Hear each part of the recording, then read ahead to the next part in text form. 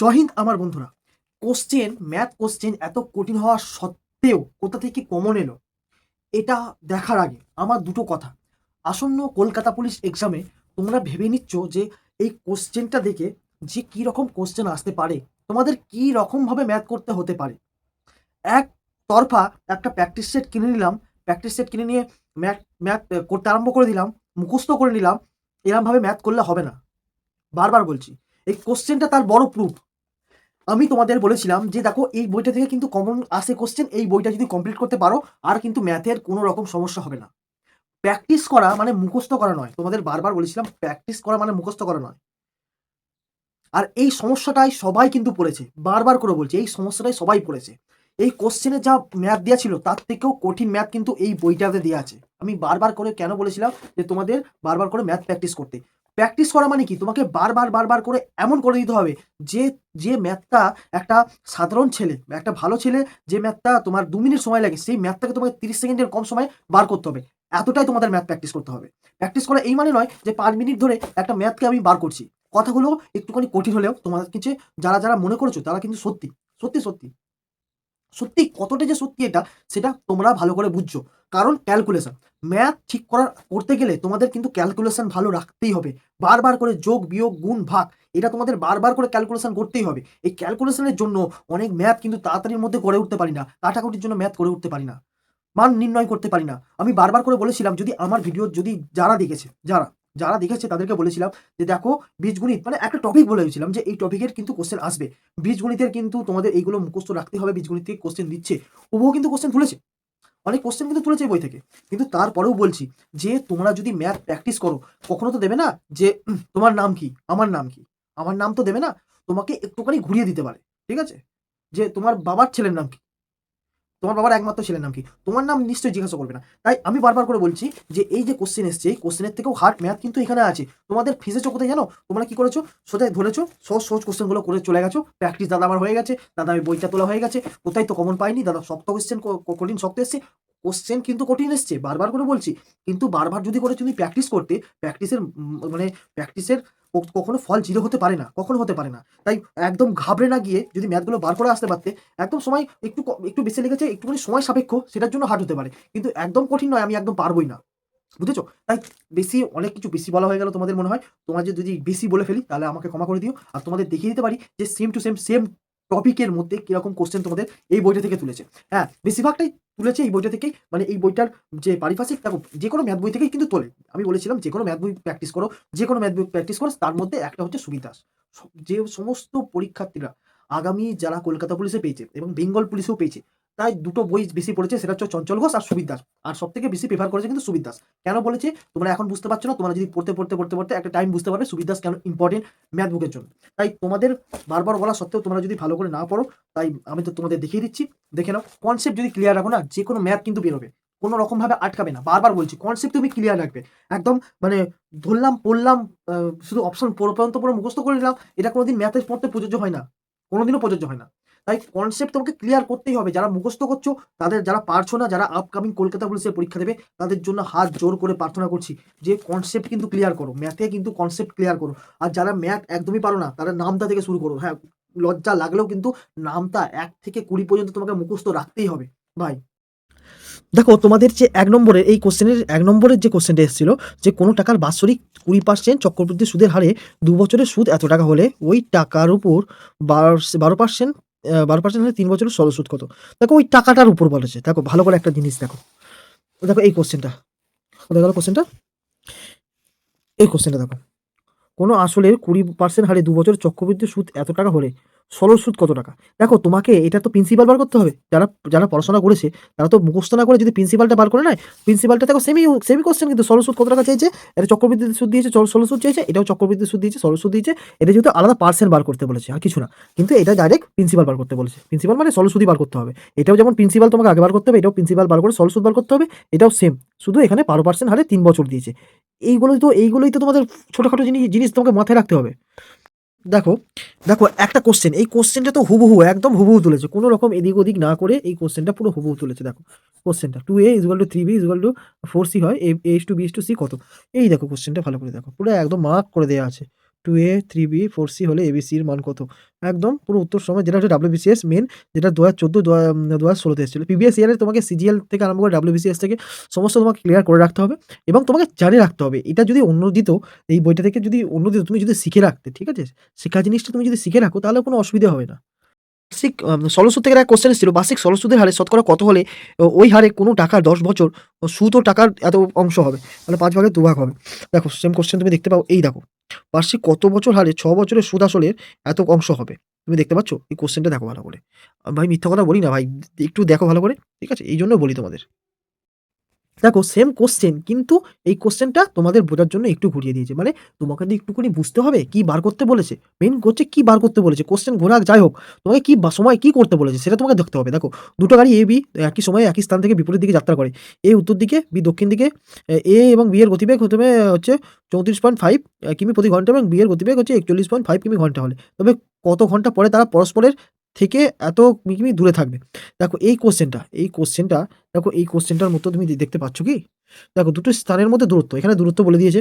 দূরত্ব, এখানে দূরত্ব বলে দিয়েছে। ২ বন্ধু দুটি স্থান থেকে একই সময়ে যতক্ষণ ৮ কিমি ঘন্টা এবং তোমার ওদিকে হচ্ছে 10 কিমি ঘন্টা পরস্পরের অভিমুখে যাত্রা করে। কখন এবং কোথায় তারা মিলিত হবে? কখন? কখন মানে সময়। আর কোথায় মানে হচ্ছে কোথায় মানে কত কিমি দূরে। ঠিক আছে? এখানে কি বার করতে বলেছে? এখানে বলছে কত ঘন্টা পরে, কত ঘন্টা পরে বার করতে বলেছে। সেটাই তোমার মধ্যে কখন বা কোথায় তোমার এটা দুটোতেই বার করতে বলেছে। যে কোশ্চেনটা এটা করবে সে নিশ্চয়ই এটা করতে পারবে। ভালো করে ভাবো। তাই না? এইগুলোই তো তোমাকে শিখতে হবে। এগুলোই তোমাকে বুঝতে হবে। যারা কলকাতা পুলিশে পরীক্ষা দেবে তারা কিন্তু ভালো করে দেখো।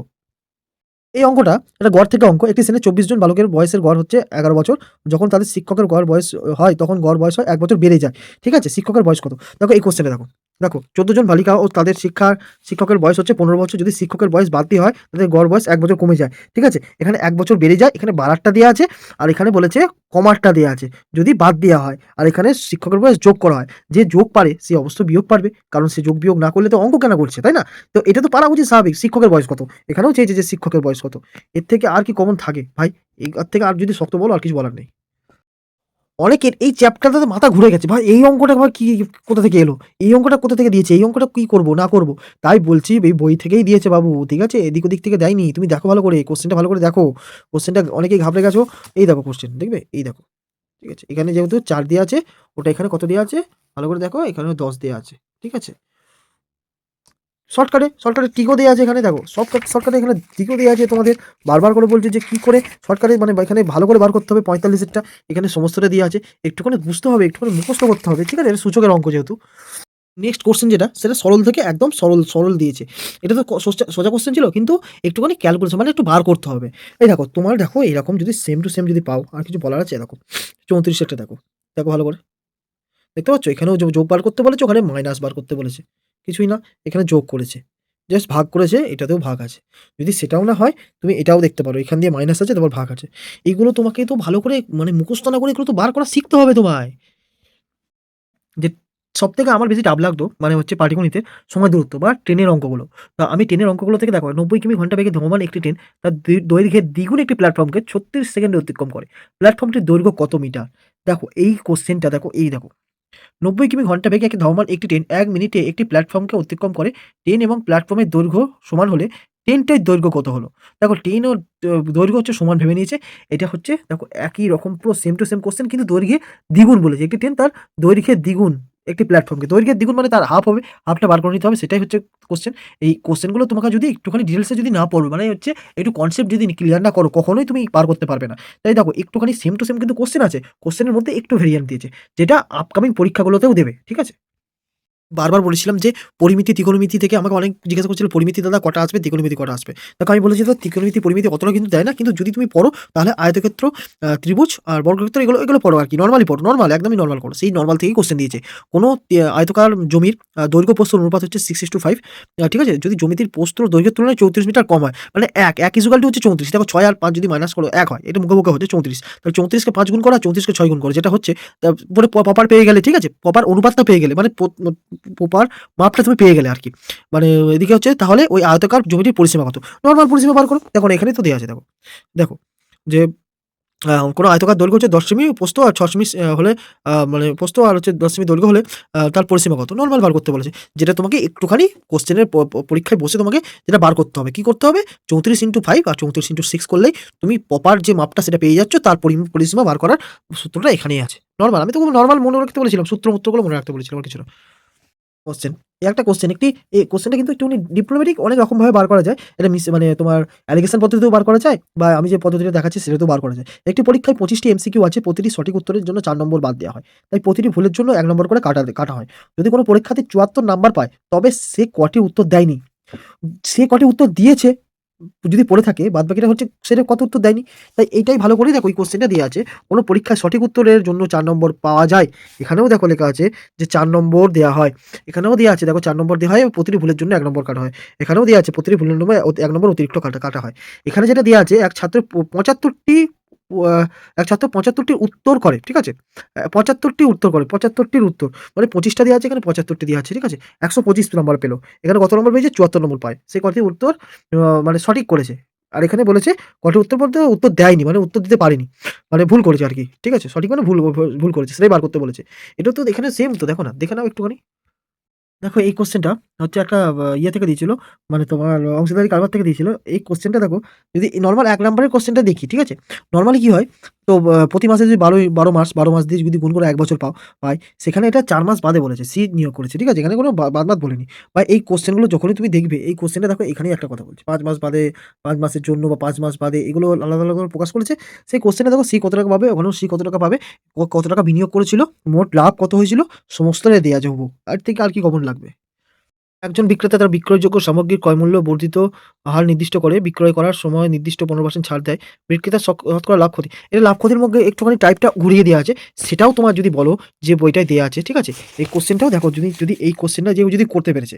দেখো এই কোশ্চেনটা যদি কেউ করতে পেরেছে, লাভ ক্ষতি তো সবাই করেছে। আর ম্যাথে তো এটা করেছে। এই পুরো সেম টু সেম কোশ্চেন। দেখো, এক ব্যক্তি ক্রয় মূল্যের উপর 40% বাড়িয়ে ধার্য মূল্য স্থির করে। তারপর 5% ছাড় দেয় একটি দ্রব্যকে এত টাকা বিক্রি করে, তার লাভ হয় কত টাকা? ঠিক আছে? এর হচ্ছে পার্সেন্টেজ বার করতে বলেছে। এই কোশ্চেনটা দেখতে পারো। ভাই দেখো, এই যে কোশ্চেন দেখতে পারো, এই একটা দেখো সেম টু সেম দেখো কোশ্চেন। এক দোকানদার কোনো দ্রব্যের ক্রয় মূল্য 20% বাড়িয়ে ধার্য মূল্য স্থির করেন এবং তার উপর 5% ছাড় দেয়, শতকরা কত লাভ? সেম এই কোশ্চেনটা, এই কোশ্চেনটা দেখো, এই কোশ্চেনটা সেম না? বলো কোথায় গেল কোশ্চেনটা? দাঁড়াও, এই কোশ্চেনটা পুরো সেম। বারবার করে বলেছিলাম যে স্কয়ার রুট, কিউব রুট এগুলো মুখস্থ রাখতে। এটাও একটা সরলীকরণ থেকে দিয়েছে, কিন্তু 512 5 এর স্কয়ার দিয়েছে, 3 দিয়েছে, 45 তে প্রতিটা কাটাকুটি। একটা নরমাল মানে সরলীকরণ বলতে গেলে একটা, ঠিক আছে? তুমি যদি এটাও যদি কমন থেকে যাও, তোমাকে দেখাচ্ছি যে এরম টাইপের ম্যাথ এটা। ঠিক আছে? এই টাইপটা এরকমই। এবারে কিন্তু তোমাদের সূচক, করণী সবই দিয়েছিল, ঠিক আছে? এটা হচ্ছে তোমার করণীর অঙ্ক। যারা করণীর অঙ্ক করেছে তারা পেরেছে কিন্তু এই বইটাতেও কিন্তু করণীর অঙ্ক দেখো, এই দেখো করণী লেখা আছে। ঠিক আছে? এই দেখো কোশ্চেনটা দেখালাম আর এই কোশ্চেনটা দেখালাম। তোমাকে কি করে বার করতে হবে না করতে হবে, খুব তাড়াতাড়ি কি করে বার করতে হবে সেটাও এখানে বার করে দেওয়া আছে। তোমাকে একটু বুঝতে হবে, কনসেপ্ট ক্লিয়ার করতে হবে। ঠিক আছে দাদা? দেখো কোথায় গেল কোশ্চেনটা? সরি, এই দেখো এই কোশ্চেনটা, আর এই কোশ্চেনটা দেখো।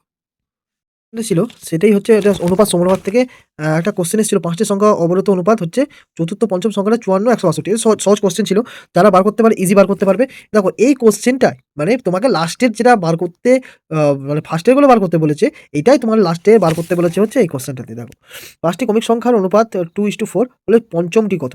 দেখো সেম টু সেম একই কোশ্চেন, কিন্তু তোমাকে এটা মানতে হবে যে কি করে হয়েছে ২ এর পর ৪ গেছে, মানে ২ গুণ তারপর ৪ হয়েছে। ৪ এর পর ৪ ইন্টু ২ হবে, মানে ৮ হবে। ৮ ইন্টু ১৬ হবে। ১৬ এর পর এরম করে যেমন গেছে সেরকমই এটা হবে। কোথায় গেল কোশ্চেনটা? এটা। নেক্সট কোশ্চেন একটা শতকরা থেকে দিয়েছিল। শতকরায় দেখো, এটা ইজি কোশ্চেন শতকরার, কিন্তু তোমাকে মানতে হবে। এটা ইজি কোশ্চেন দিয়েছিল।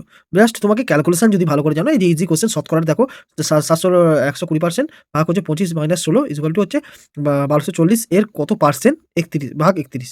ঠিক আছে? নরমাল তুমি যদি এখানেও দেখো, এই যে ম্যাথটা প্র্যাকটিস করার জন্য যেটা দেয়া আছে, তুমি দেখো এখানেও যে এই যে ম্যাথগুলো দেয়া আছে, ঠিক আছে? এগুলো কিন্তু পুরোপুরি সেম, কিন্তু তোমাকে একটুখানি বুঝতে হবে। তোমাকে একটুখানি মাথায় ক্যালকুলেশন তোমাকে লাগাতে হবে। যেহেতু পরীক্ষার হলের মধ্যে মাথা ঠিকঠাক কাজ করে না, কিন্তু তোমাকে ভালো করে এগুলো যদি প্র্যাকটিস করো, তোমার তাড়াতাড়ি কিন্তু বেরোবে। এই অঙ্কটা আমরা মাধ্যমিকে যখন পরীক্ষা দিয়েছি, এই অঙ্কটা কিন্তু আমরা করেছি। ঠিক আছে? নরমালি ভাবে করেছি। বারবার আমার এটা মনে থাকতো বলে আমি এটাই করতাম, আর এটা করেই আমি মোটামুটি পাস করেছিলাম। মানে সেরকমই স্টুডেন্ট আমরা। দেখো, এটা সমীকরণ থেকে দিয়েছিল, ঠিক আছে? বর্জ্যগুলোর অপনয়ন পদ্ধতি যেটা ব্যবহার করা হয়, যে পদ্ধতি ব্যবহার করা হয় সেই কোশ্চেনটা। দেখো এই কোশ্চেনটা যদি উদাহরণ দেখো উদাহরণ থেকে। দেখো সেম টু সেম হবে 3x প্লাস হচ্ছে 4y equal to 11, 5x minus হচ্ছে 2y ইকুয়াল টু 1, তাহলে মানে ইয়ে করো আর কি, সেটাই কিন্তু দেওয়া আছে x minus 5y equal to 7, ঠিক আছে, এক্স ইন্টু হচ্ছে 5y equal to 13, x Y এর মান কত।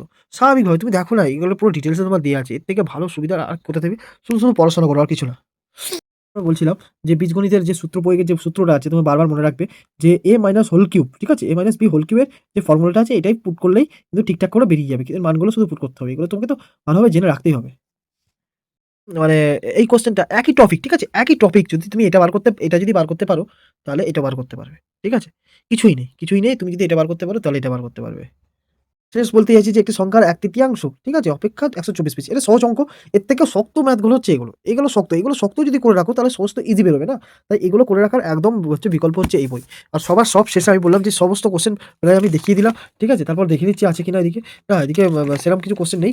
আর মানে যেগুলো বাকি আছে, যেগুলো একদম তোমাকে দেখাতে পারলাম না, সেগুলো তোমাকে আরো ভালো করে পড়তে হবে। কিন্তু মেন বই হচ্ছে এই বইটা, দেখো ভালো করে এখানে দেখা যাচ্ছে কম্পিটিটিভ ম্যাথ চ্যালেঞ্জার যেটা, ঠিক আছে, এই বইটা তুমি যদি ভালো করে পড়াশোনা করো, ভালো করে পড়ো, এই বইটা থেকে সবথেকে বেশি কমন আসে। বারবার করে বলছি অনেক ম্যাথ আছে, তুমি ম্যাথ করো না, বারবার করে প্র্যাকটিস করো, একবারে কিন্তু ম্যাথ হয় না, একবারে কখনো কিন্তু হয় না, বারবার তোমাকে প্র্যাকটিস করতে হবে, বারবার। আমার ম্যাথ বই দেখে তুমি বুঝতে পারবে না, আমার একটা ম্যাথ বই এদিকে ছিঁড়ে গেছে, কিন্তু এরপরেও আমি যে ম্যাথ কমপ্লিট করেছিলাম তোমরা দেখে তুমি বুঝতে পারছো যে আমি কতটা এর ডেডিকেশন দিয়েছিলাম।